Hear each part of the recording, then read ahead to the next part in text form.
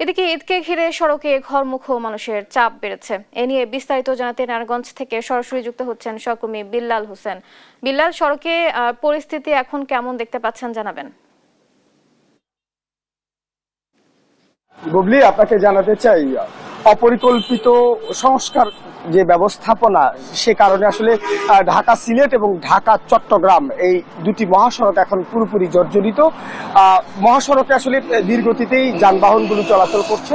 বিশেষ করে ঢাকা সিলেট মহাসড়কের কাশপুর থেকে বরপা পর্যন্ত এবং রূপসী এলাকা, এই পুরো এলাকাটি আসলে ঝুঁকিপূর্ণ। এখানে যে 4 লেনের সড়ক নির্মাণ কাজ, সেই সড়ক নির্মাণ কাজ অপরিকল্পিত হওয়ার কারণে বিগত কয়েক বছর ধরে কাজটি চলছে এবং এখন কিন্তু সড়কে আসলে পুরোপুরি ধীর গতিতে যানবাহন চলাচল করছে। তার সঙ্গে নতুন সংখ্যা হয়ে দাঁড়িয়েছে ঈদযাত্রা। অর্থাৎ এই সড়কটিতে যখন এই আগামীকালের পর থেকে আসলে ঈদযাত্রায় এই দুই মহাসড়কে মানুষের চাপ বাড়ে, ফলে যখনই আসলে এই ঢাকা সিলেট মহাসড়কে যানবাহনের চাপ বাড়বে, তখনই কিন্তু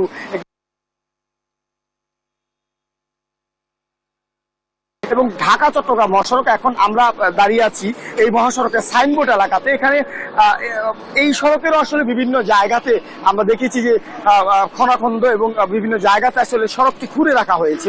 ফলে এই যে অব্যবস্থাপনা, এর কারণে আসলে প্রায় এই সড়কে যানজট সৃষ্টি হচ্ছে এবং একই সঙ্গে লাঙ্গলবন্দ এলাকায় ঝুঁকিপূর্ণ ব্রিজের কারণে সেখানে কিন্তু কিছুটা ঝুঁকি রয়েছে এবং ধীরগতিতে যানবাহন চলাচল করছে। বলা যায় ঢাকা চট্টগ্রাম সিলেট এই দুই মহাসড়কে এবার ঈদযাত্রায় যাত্রীদের ভোগান্তির সম্ভাবনা রয়েছে। তবে হাইওয়ে পুলিশের পক্ষ থেকে তারা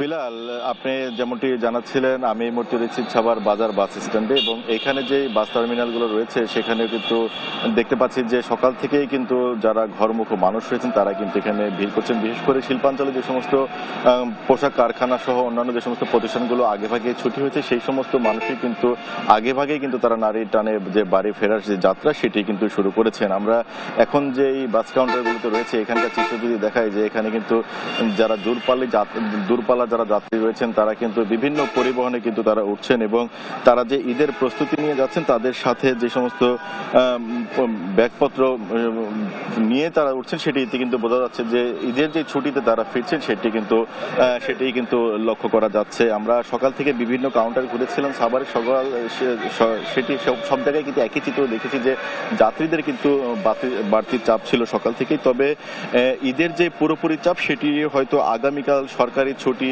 পরপরই হবে। এর মধ্যে থেকে আজকে শেষ কর্মদিবস শেষ করে কিন্তু অনেকে বাড়ির উদ্দেশ্যে রওনা হবেন এবং সেই সময় কিন্তু মূলত ঈদের যে চাপটি সেটি কিন্তু এখানে এসে সেই চাপটি লক্ষ্য করা যাবে। তবে এখনো কিন্তু আমরা দেখতে পাচ্ছি যে ঘরমুখো যারা মানুষ রয়েছেন তাদের ভিড় কিন্তু রয়েছে বিভিন্ন কাউন্টারে। কিছুক্ষণ আগে আমরা যাত্রীদের সাথে কথা বলছিলাম, যাত্রীরা যেটি বলছিলেন যে বিড়ম্বনা, ঈদকে ঘিরে যে বিড়ম্বনা হয় সেটিতে যেন না পড়তে হয়, সেই বিড়ম্বনা থেকে বাঁচতেই কিন্তু তাদের যে আগে ভাগে যাত্রা সেটি কিন্তু তারা শুরু করছেন। তবে এখনো কিন্তু এই যে তারা আগে ভাগে শুরু করলেও কিন্তু কিছু বাড়তি ভাড়ার অভিযোগ কিন্তু এখনো রয়েছে যাত্রীদের, যদিও কিন্তু এখনো ওইভাবে কিন্তু চাপ শুরু হয়নি। তবে ঈদযাত্রা যেন নির্বিঘ্ন করা যায় সে ব্যাপারে কিন্তু আইন শৃঙ্খলা বাহিনী তাদের যেই প্রস্তুতি সেটি কিন্তু রেখেছেন বলে আমাদেরকে হাইওয়ে পুলিশ নিশ্চিত করেছে। তো এই ছিল আমার কাছে ঈদযাত্রা নিয়ে সাভার থেকে বিস্তারিত।